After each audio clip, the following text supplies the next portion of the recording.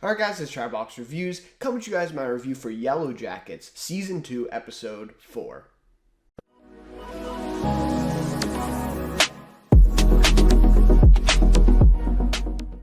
Alright, so we're back for another episode of Yellowjackets this week, and we're only in episode 4 here, but it seems like this season's already been kind of a wild ride, especially episode 2.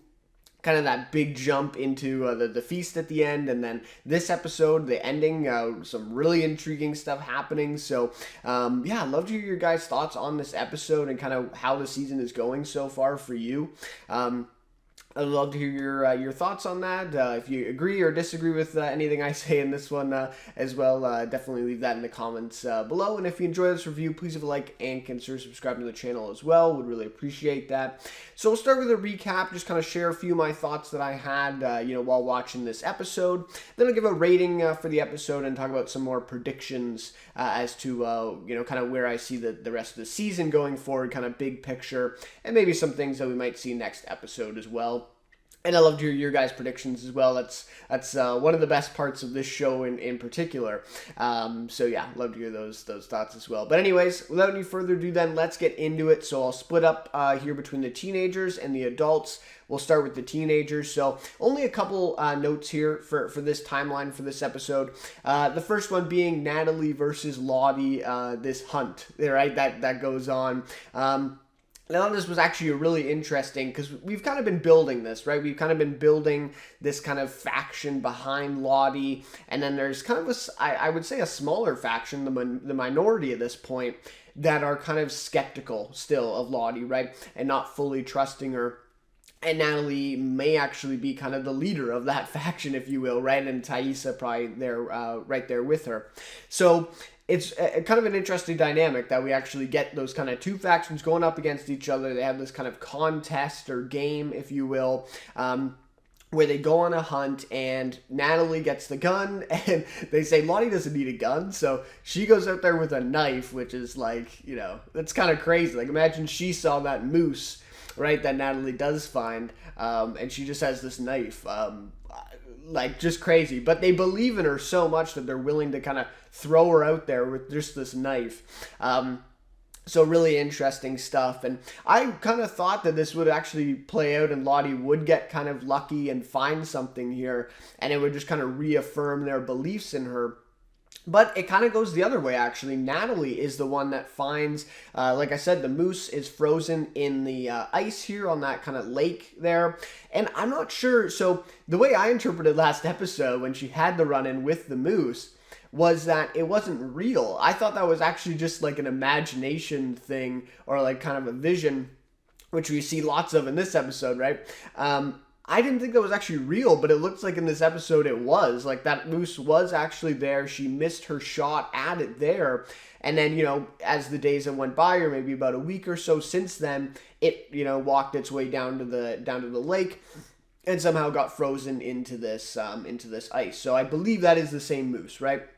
So my bad on that. I think I misinterpreted that. It was real. And so anyway, so they go down to the ice with a few of them there, but they fail to drag it out of the ice. And it's just like so heartbreaking to watch the moose float down. I think they did a really good job of capturing that as well. And it's kind of like, they only had like maybe 6 people there, right? They didn't have that many people, there to actually drag the thing out, and that would be so heavy, especially then to also get it over kind of the hump of that ice. So I'm not sure what they were thinking, if they really thought that they'd be able to do it. I think they needed a few more people than that. But anyway, so it's unfortunate. And we also see that Natalie kind of falls into the frozen water at the same time, which is then why we see her in that kind of makeshift hot tub, right? Trying to warm up, because that's crazy to be in that water. And she was in there for like quite a few seconds, right? Maybe, 10 seconds or something like that, a little bit more. So, crazy stuff. So then we see Lottie's perspective here of things, and she's basically finding nothing, right? She has no luck. She also doesn't really know where she's looking, too. Natalie has that kind of advantage as well. So she finds nothing, and even after she does this kind of blood offering, right, where she kind of cuts open her hand and lets the blood spill on that. It's almost kind of like this altar, right, where they think they put the heart last season.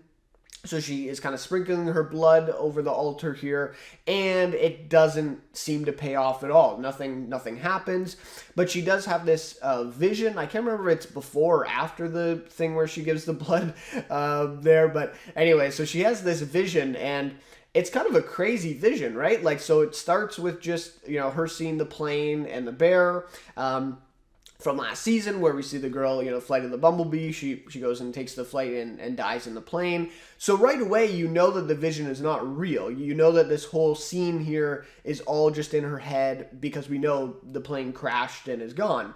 And then we see her kind of like go into the shopping mall and see the other girls there. So it's a very odd sequence to me, because, again, I feel like it could have worked better if we didn't know immediately off the bat that this was a vision and that this was completely made up, right? I feel like if there was some reality in there, maybe I might have been a little more hooked. But in this case, it was kind of like, oh, okay, this is not real. Like, where are we going here? So anyways, wasn't a huge fan of it, but really interesting kind of sequence.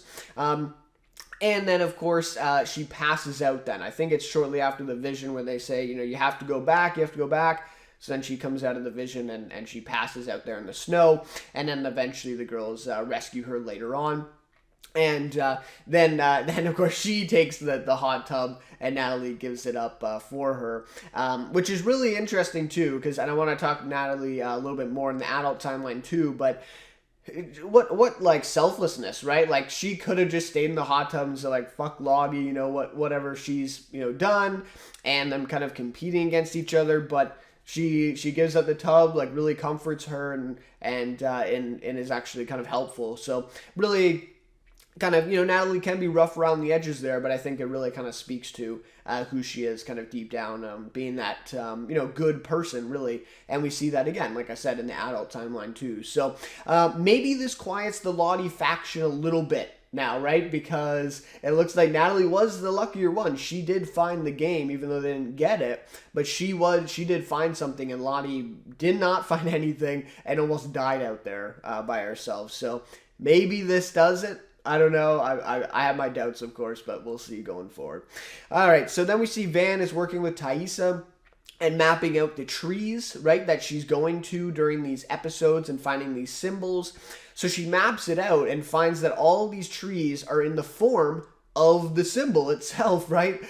Which is like kind of crazy, but you kind of saw it coming, right? I'm like, okay, they're showing this map now. It's going to line up, right? It's going to be the symbol. And it is. So that's what we get. It is the symbol, but there's one spot missing, kind of where that line comes down at the end of the kind of like stick figure thing. I'm not sure. But anyways, the spot at the bottom there is missing. And so they go to this area in, kind of in the wilderness, right in the forest there, where that, symbol would be if it completed the map.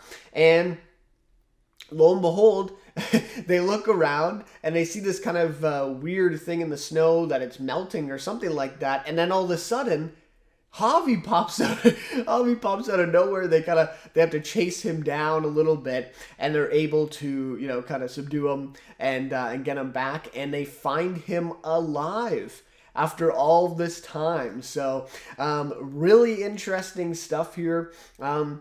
I think I was actually right on quite a few predictions in this episode, but this is one you just knew it, right? It had to be a huge red herring if Javi wasn't alive, because them, spending so much time on this and giving us, this much kind of, potential of him still being alive, you kind of knew he was still alive, right? He was going to come back at some point. And so here he is. So really interesting, though. I do really like the way that this has played out, because you use these Taissa episodes in a way where they're not just meaningless. They actually do have some meaning here, and they're able to help find Javi. And could this also reinforce kind of Taissa's belief in the kind of surreal elements that a lot of others or believing, within Lottie. So I guess at one point, yes, the faction of Lottie is kind of damaged a little bit, but on the other hand, it also helped to find Javi.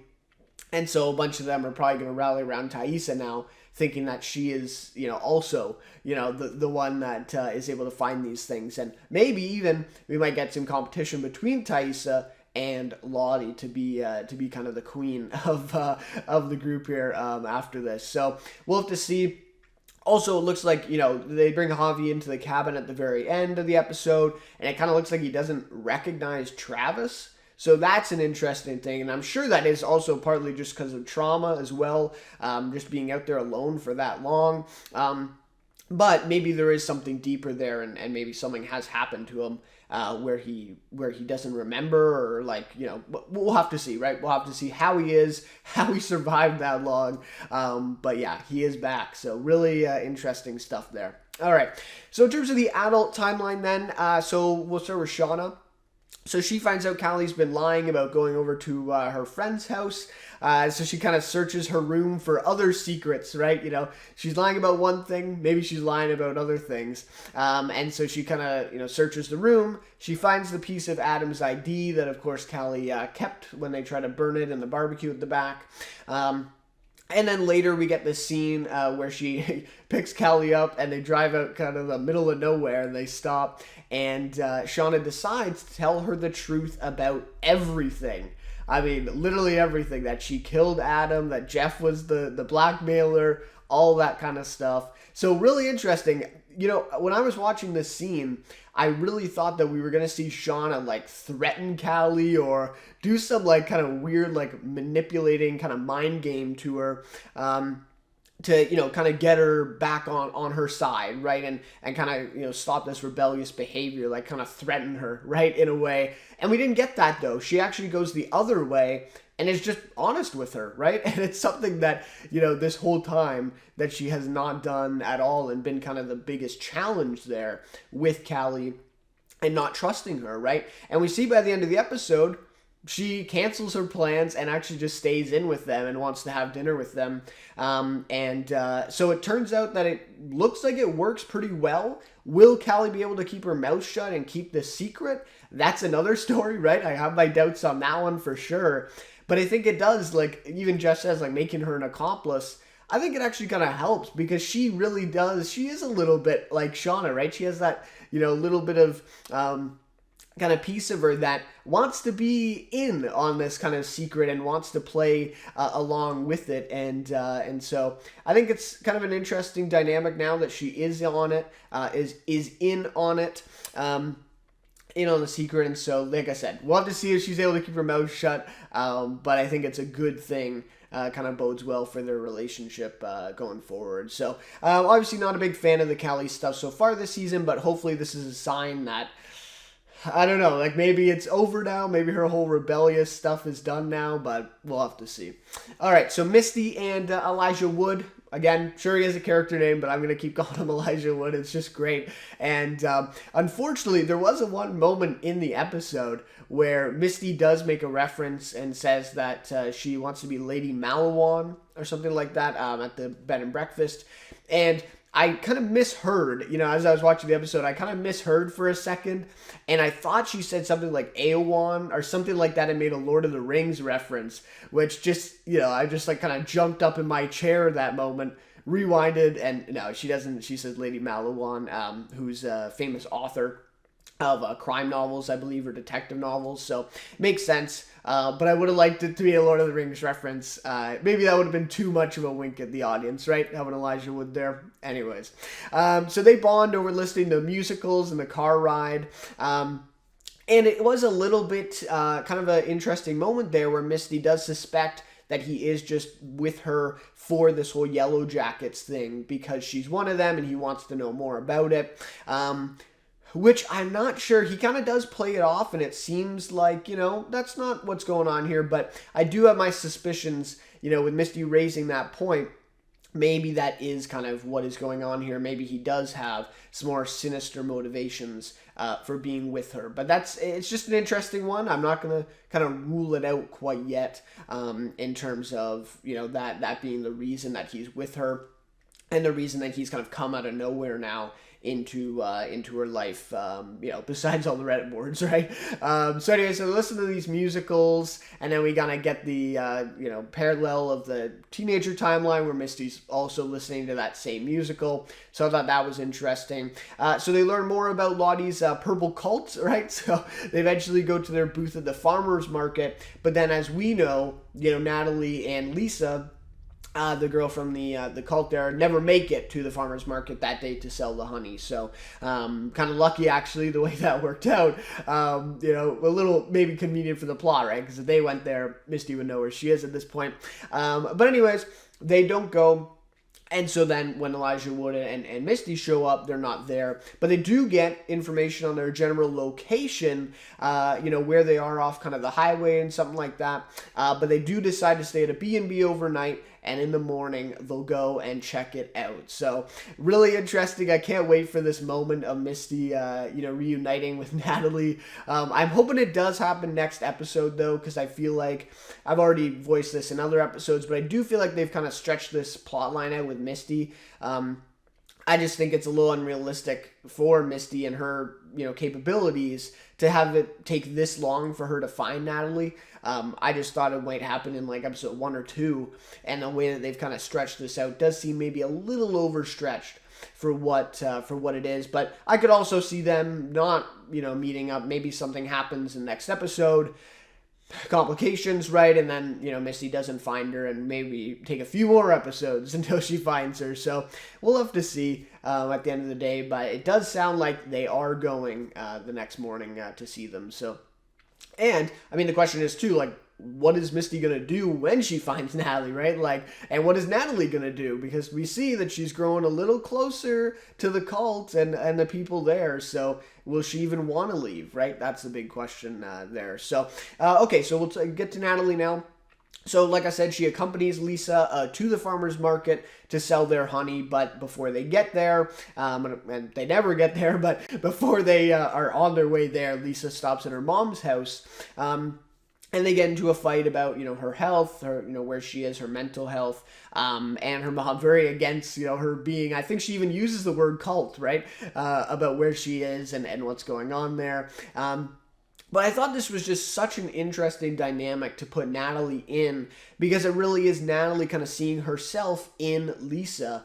And to have the start of this where Lisa was just, to me, it's like, oh yeah, she's just in that one scene, she gets stabbed, whatever, we probably never see her again.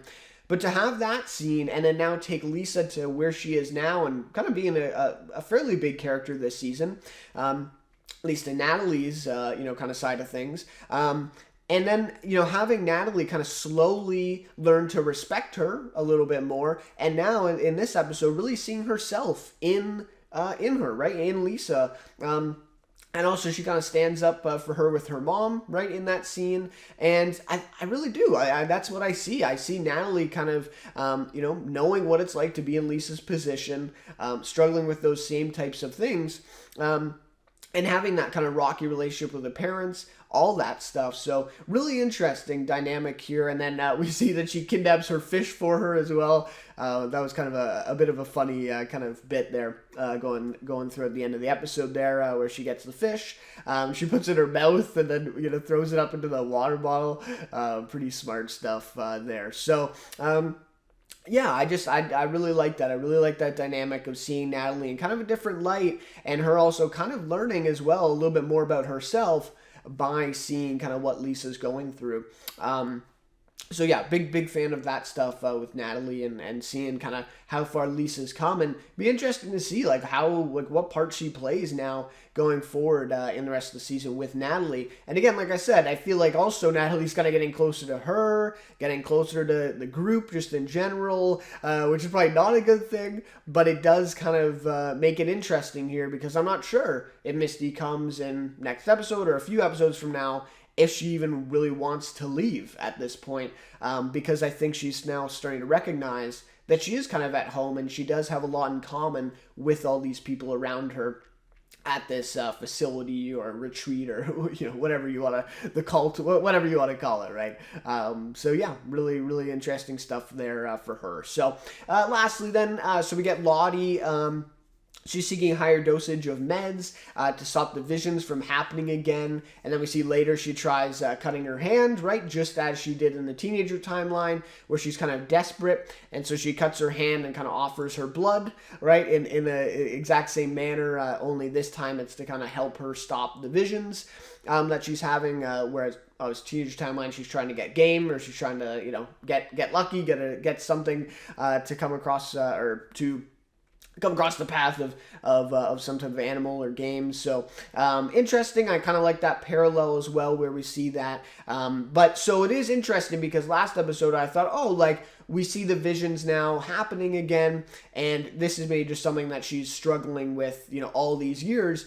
But this episode kind of reinforces that no, she's been good for a lot of years, and now the visions are just starting to reemerge again. Which is really interesting, right? And it's, Natalie Travis being back in her life, and that kind of the timing of that seems to align. So I wonder if that's maybe what it is, kind of bringing up that past trauma, and that's what's causing, her to have these visions again. Kind of interesting stuff. But what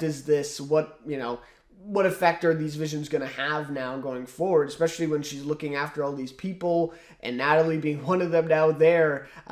These could have really bad repercussions, depending on the timing of any of these visions and that kind of thing. So, kind of a scary thing for Lottie there going through. And then Thaisa, this was my least favorite part of the episode, I think. This was just, I don't know. I'll get to more of this when I talk about my rating, but I just feel like we had a lot of different subplots in this episode, and Thaisa's just got completely forgotten about, which is fine because she's, let's be fair, she's had a lot of attention the last couple episodes in particular. But this one, it literally is just her driving. She recognizes that she's had an episode. She's kind of pulled off the road. So she said, recognize that she's not safe to drive right now. And so she gets a ride with this, trucker who voted for her for senator, of course. And she gets there, and then she, goes into the store and sees Van. That's literally all of, the episode for her. Probably less than 3 or 4 minutes of total screen time.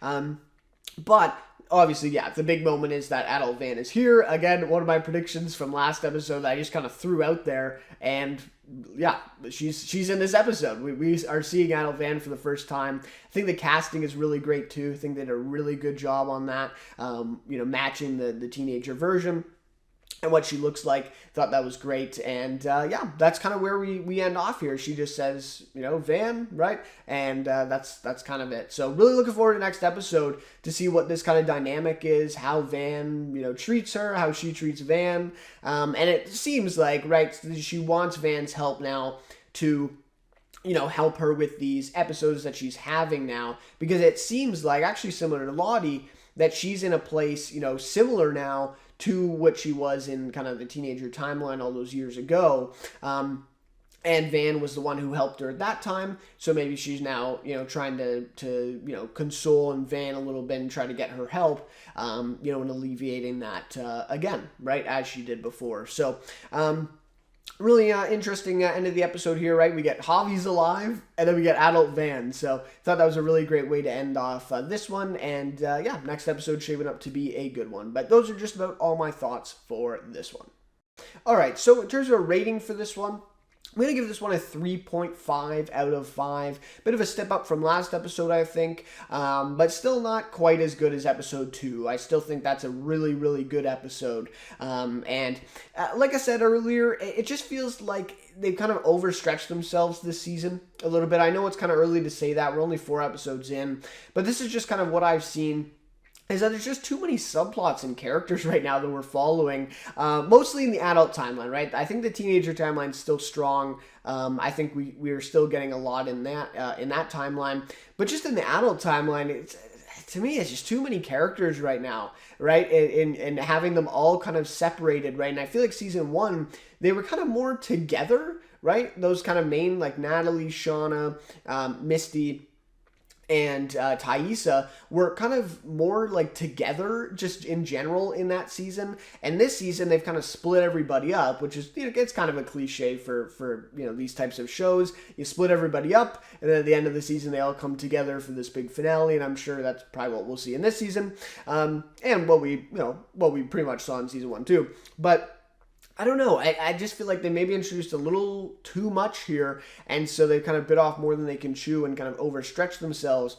And the result of this is something like Thaisa this episode, where, like I said, we get probably like 3 or 4 minutes of screen time total for her, when she's kind of a big character that, we've been following, for a long time. But like I said, she did get a lot of time in the last couple episodes, so I'm okay with it. I don't know. I would just like more time for these, kind of characters and their subplots that are going on.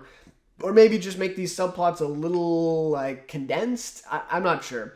I'm not sure exactly, how you fix it in particular. I'm sure there's many ways, but that's just kind of something that I noticed so far, right? It's just we're kind of overstretching ourselves here with the adult timeline. Let's kind of bring things back together, and I'm sure we'll get that moment soon, right? Again, I'm sure Misty and Natalie will kind of connect here very soon. Lottie obviously already being there with Natalie now, the adult version. So, and that's something too, I guess, talking about overstretching themselves, you also now have adult Lottie, you have adult Van, so you've now introduced 2 adult characters into this mix, and it's probably even going to be more overstretched, right? But at least now you have Thaisa and Van together, Lottie and Natalie together. So anyways, I just would like to see more of these characters come together and have more of a kind of concrete plot there that we can follow and have a little bit more time, with these characters in these episodes. So hopefully the Callie subplot kind of improves or perhaps disappears entirely now,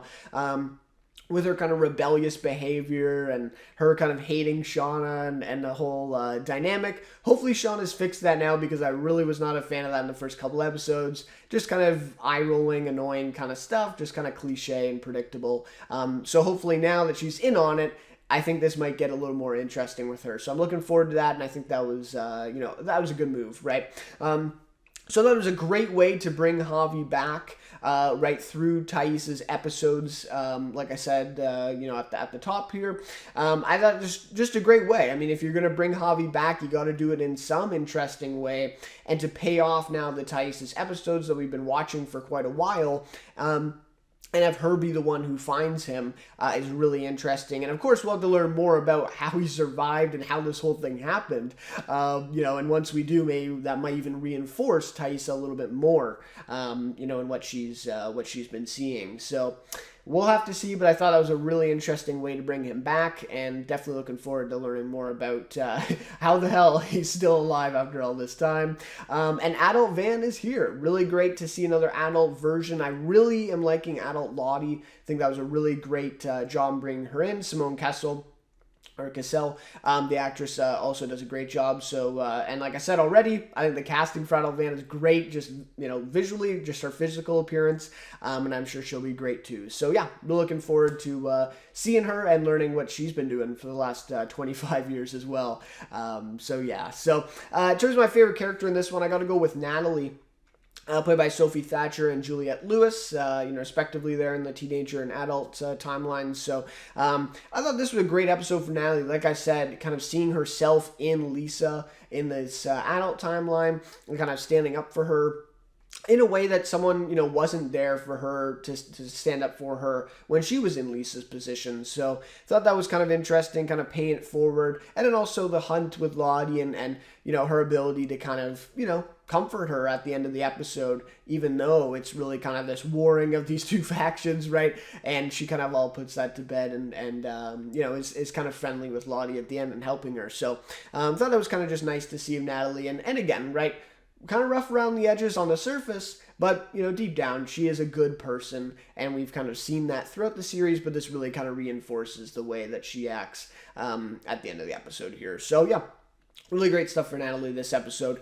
All right, so then in terms of predictions, the Natalie and Travis fallout is imminent, I think. At this point, after Javi's now alive, and what Natalie went through to try to convince him that he was dead, the shorts, and all that. I'm sure that that secret will come out at some point now, that Natalie faked it and did all that stuff, and Travis obviously is not going to be happy about that. So that is one thing I just am almost positive is going to happen. Maybe not in this next episode, definitely in the next one after that. I think there's going to be a big fallout there. And also, too, like, even beyond just what Natalie did there in that little act with the shorts, it's also the fact that she's been trying to talk Travis into believing that Javi's gone for this long and now he's alive. Kind of proves her wrong in that aspect. So yeah, don't expect good things in that relationship there. Lottie versus Taissa. I think this is really interesting. Kind of that competition now to be the queen after Taissa's discovery of Javi. That might be an interesting one. And I have a feeling that that's gonna kind of be more significant now going forward in terms of kind of the faction that's believing in the surreal stuff. Maybe they're going to start believing in Taissa a little bit more after Lottie fails here at this hunt. So really interesting there. And like I said, I think Misty might reunite with Natalie next episode. We'll have to see, but I do think that's going to happen very soon as well. So anyways, that's just about all my thoughts then on this episode. So thank you guys so much for watching this one. And like I said off the top, love to hear your guys' thoughts on the episode. Anything you want to share or anything that you notice, predictions, all that stuff. Love to hear your guys' thoughts in the comments. But anyways, once again, thank you guys so much for watching this one, and we'll see you then for my next review.